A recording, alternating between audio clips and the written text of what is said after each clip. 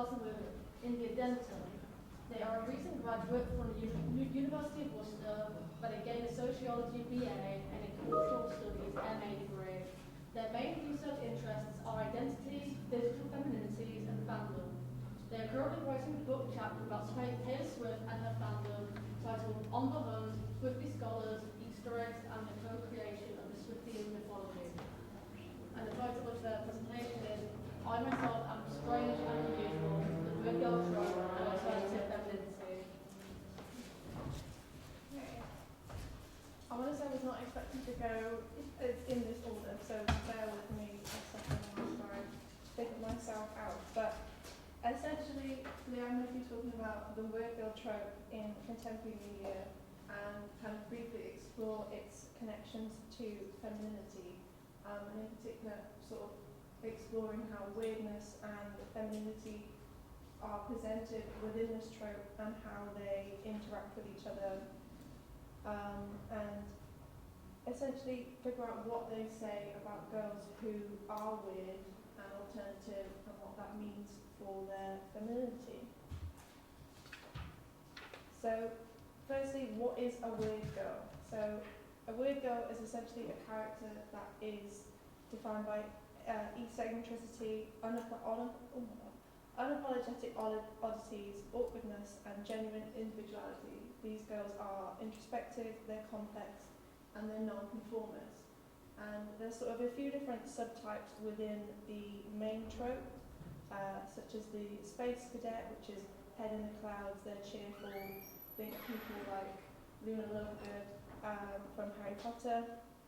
There are awkward misfits, people who are shy, they're nerdy, they're overlooked or they're bullied, such as Patty or Alison Reynolds from The Breakfast Club. There are the alternative girls, which I think when people think of weird girls are the go-to kind of idea that they have. They're typically goth, they're fascinated with death and the macabre, and people such as Lydia Dietz, where the iconic quote, I myself am strange and weird comes from, people such as Wednesday Addams and Lisa Frankenstein. And then there is the smart arts, which are girls who give out cutting remarks, they're sort of closed off, they're cynical, such as Daria. And essentially, these weird girls navigate their life on their own terms. They're multi-dimensional, and they're unpolished, they're raw, they're strange, and they're utterly themselves. And I think as a trope, it's a sort of very empowering thing for girls to see, particularly now in contemporary media. It offers a newer role model for themselves. And particularly this trope has benefited from the kind of more recent rise in nerd culture, where girls being weird is a lot more acceptable, and they aren't as perhaps threatening as they once were. But I want to make a quick point and say that they are very different from the Manic Pixie Dream Girl, which has kind of been the more popular trope, specifically in like the 2010s and that sort of age where Manic Pixie Dream Girls are just girls that are there to bolster the main male character. And it's this idea that they're just there to exist within the fevered imaginations of sensitive writer-directors to teach broodingly soulful young men to embrace life and its infinite mysteries. But they kind of are the start of the weird girl. They're sort of the more older form, but Manic Pixie Dream Girls are sort of connected a lot more to quirkiness. And it's this idea that quirk is odd, but not too odd. That would then take us all the way to weird, and then someone there might get hurt. And it's kind of this original idea that girls can be quirky, and they can be sort of quirkiness as long as it supports the male character that they're there with. But if they're too odd, then you end up being weird, and weird is wrong, and weird is sort of not what girls should be. But this has changed with the weird girl, and sort of it becoming more acceptable. So in terms of where this kind of goes with femininity, I think it's worth at first to talk about what femininity is. It's kind of this very murky concept that I think a lot of people would probably recognise but not be able to describe as well. And I think that is just a very rudimentary set of what femininity is, you know, a set of ideals of what a woman should be, that it isn't surface performance and that it is sort of available to anyone. And so with that, my question is how then does kind of weirdness interact with that specifically as well, because femininity is tied up a lot with oppression, with subordination and sexualization and objectification, and there is this feeling that femininity cannot be conceptualized sort of out of that. How does then weirdness and femininity kind of go together? And especially as femininity sort of homogenizes women as a group into this kind of common understanding that actually really others a lot of women at once. And so how do weird girls, with all their unconformity, oddity, and genuine individuality, kind of interact with all of this? And so I looked to film, and in particular I picked out 2 films which I think kind of showcase that. And I've decided to look at them through this lens of feminine failure, which is essentially it stems from fem theory, which is essentially a framework for understanding femininity through the lens of fem, as in the concept of femininity in the fem butch,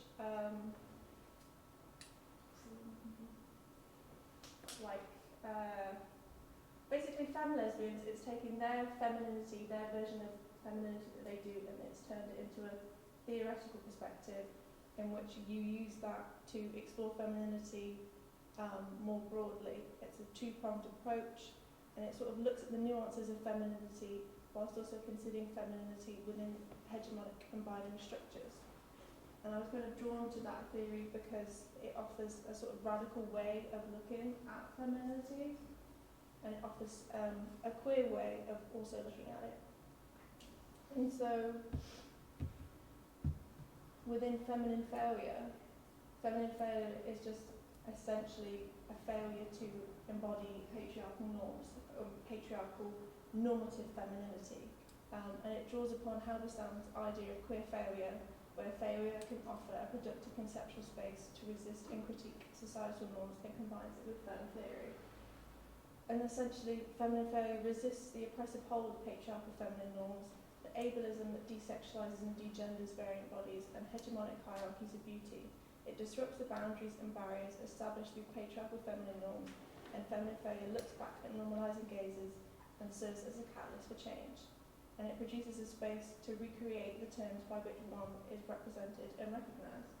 And I thought that this was a nice way to really get into the weird girl as a trope and how it is presented within that, and how weirdness and femininity kind of coexist together.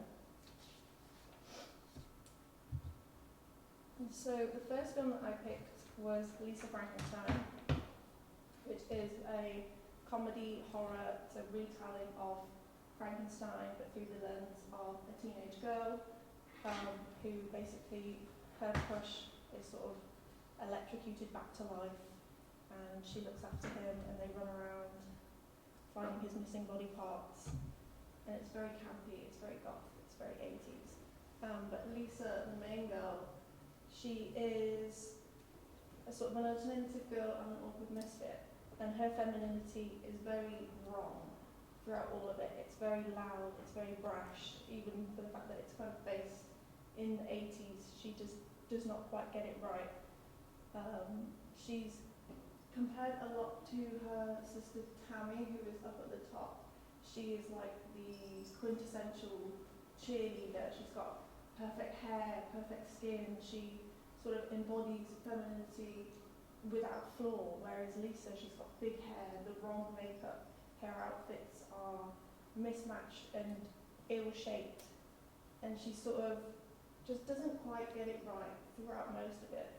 Even when she sort of tries to, she has a goth off, which I think makes no sense, but she has a goth off with another goth girl over basically a boy, and she still somehow fails to embody goth properly. She kind of does that well, to the point where she's considered being a slut instead of actually being a goth.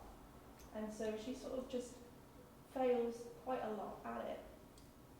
But in the same sense that she actually presents this kind of girl who is very authentic in her interests. She likes reading poetry, she likes hanging out at the cemetery, and she never kind of wavers from that. She always sticks to her beliefs, even when she's told that they're weird. She sort of is unashamed and unapologetic about the way that she is, and sort of by the end of the film, she has learned very much to stand her ground and take up space, even though she fails at being kind of normatively feminine. The next one is Dinner in America, and that is another sort of comedy romance.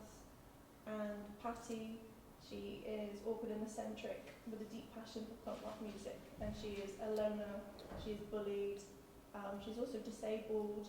There is potential reading for her being autistic as well, and she's called a lot of slurs a lot of the time. She seems being very slow, and she's not very conventionally attractive. Childish dress sense. She's very much babied by her parents, even though she is an adult. And again, she fails at kind of being everything that normative femininity says she should be. She's also very creative, and she's very poetic, and has a sort of rich inner world.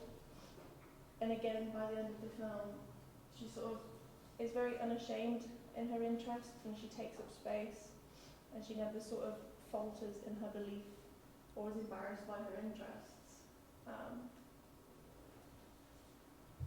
And I think a big thing with this kind of alternative form of femininity for these girls is kind of the idea of being cool.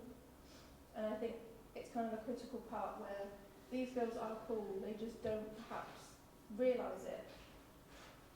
They have authentic interests, they have their genuine curiosity, they have their way of doing femininity, and that in and of itself is cool.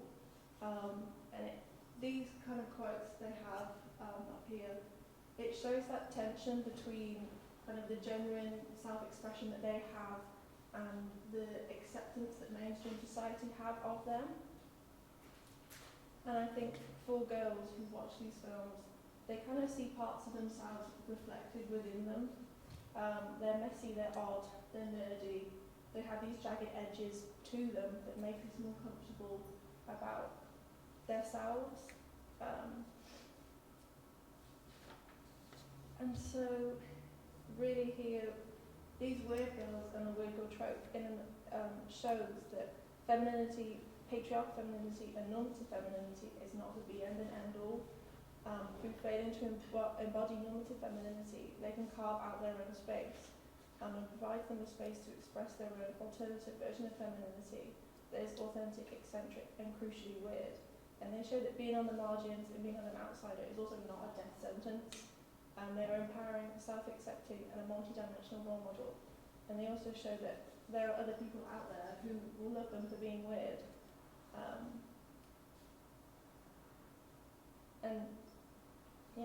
Just a kind of crucial point there is that although they are weird girls, and that's how they're labelled, I would say it is an inclusive term. And there's lots of room in the trope to kind of explore what it means to be weird.